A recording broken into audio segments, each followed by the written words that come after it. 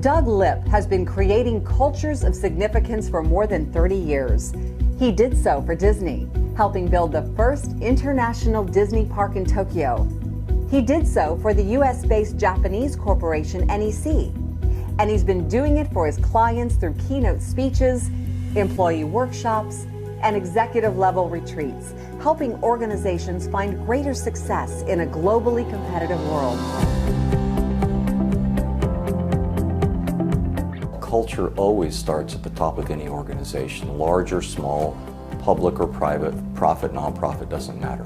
And a culture of significance means you've got owners, you've got leaders who both care about their employees at a technical level, so they provide training and opportunities, but they also care about their employees and staff at a personal level.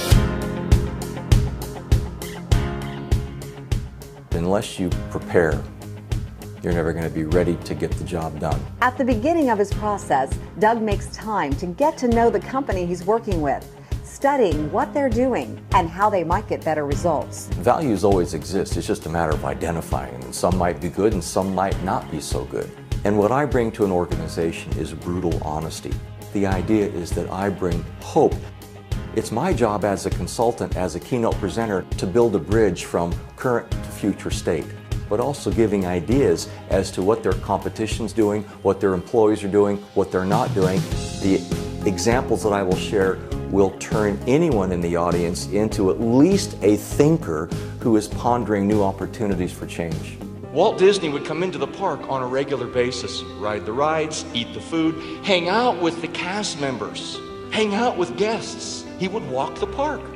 And one day, this guy Tom is telling me, Walt rode the Jungle Cruise and he was a skipper. He said Walt pulled all the skippers off the boat after he rode all 7 boats. And Walt mimicked what he observed in each of those 7 boats. He's now the skipper. Here's the boat. Another day, another hippo. You were not engaged.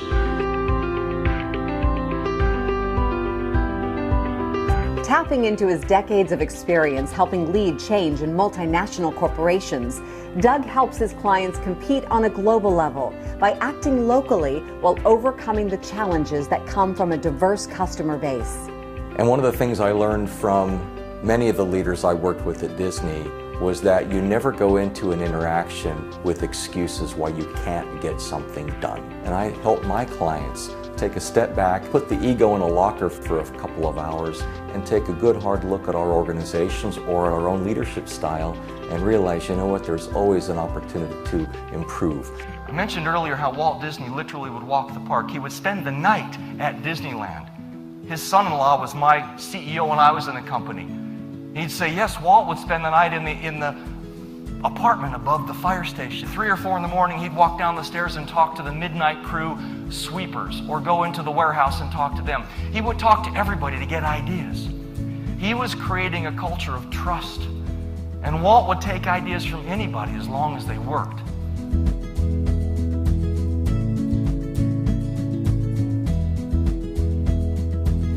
Doug helps his clients turn their past challenges into new opportunities by focusing on their core values.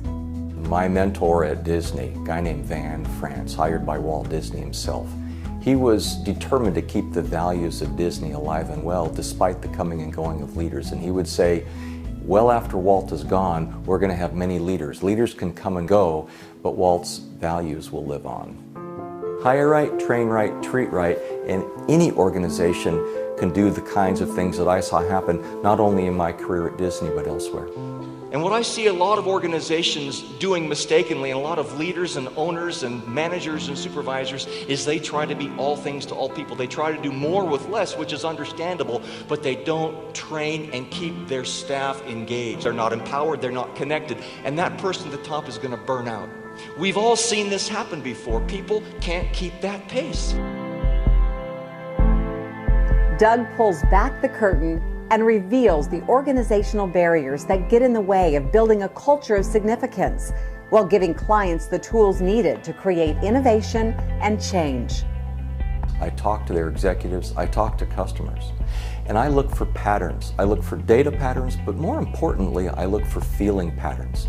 And I help organizations possibly change their approach to their employees or their customers so that yes, they are providing services and products that are supported by data, and they're doing it in a way that incorporates feeling that is appreciated. You've got to decide of those balls that you're juggling, which are glass and which are rubber. You drop a rubber ball, you'll have multiple times to pick it up.